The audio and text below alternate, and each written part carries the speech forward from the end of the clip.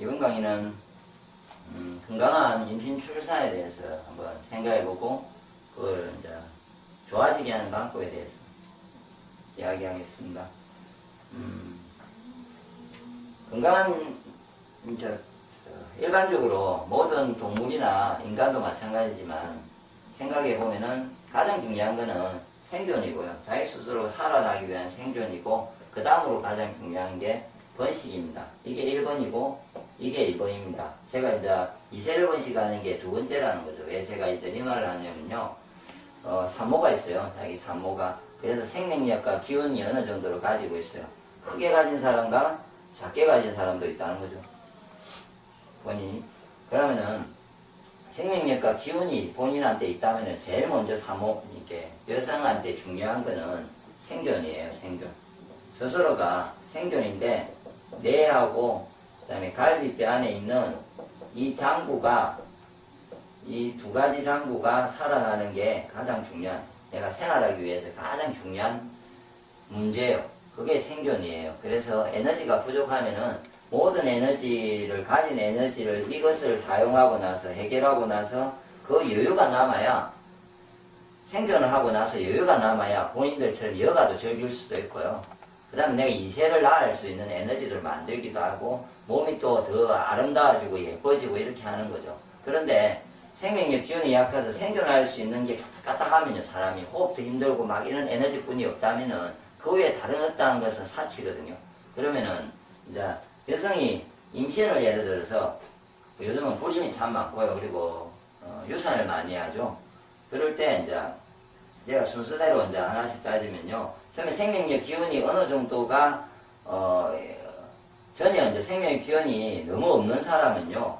왜냐면 자궁에서 난소를 생산을 할 수가 없죠. 자궁이에요. 그러면은 이 사람은 불임이 됩니다. 순서상으로요. 맞죠?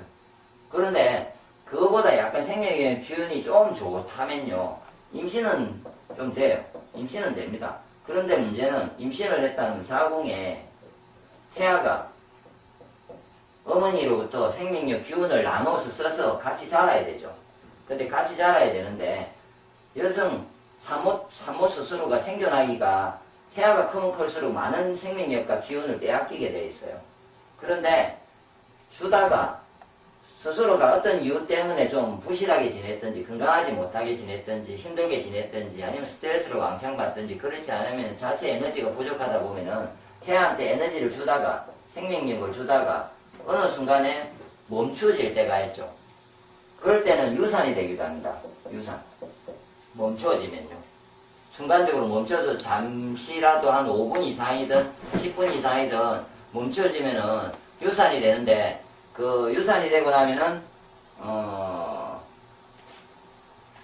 그거를 이제 밖으로 빼내야 되기 때문에 생존하기 위해서 그래서 이제 그렇게 뭐 출혈이 일난다든지 여러 가지 이제 그런 현상이 발생하고요. 그 다음에 태아가 이제 그 정도보다 조금 더 나으면은 잠시 동안 이렇게 뭔가 스트레스를 심하게 받든지 어떤 문제가 있을 때 제가 스트레스를 엄청나게 심하게 받고 너무 가로를 했어요. 그럼 그날따라 내가 그 태아의 어떤 게 만드는 날이 다르거든요. 오늘은 뇌를 만들 부분이 있고 어느 손가락도 만들고 어떤 날은 폐도 만들고 예?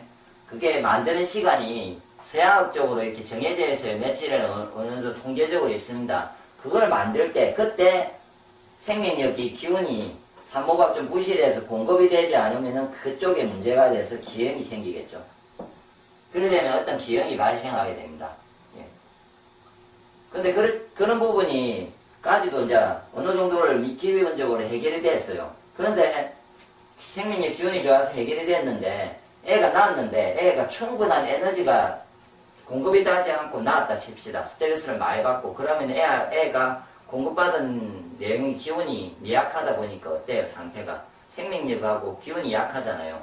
그러면은 그 애는 보통 이제 우리가 알고 있는 아토피라든지 면역이 떨어져서 감기가 걸린다든지 폐질환이 온다든지 항상 뭐 여러 가지 문제가 골골골하고 어떤 질환이라든지 질병을 가질 수 있는 상태, 항상 병원에 가게 되는 상태로 만들어질 수 있다는 겁니다.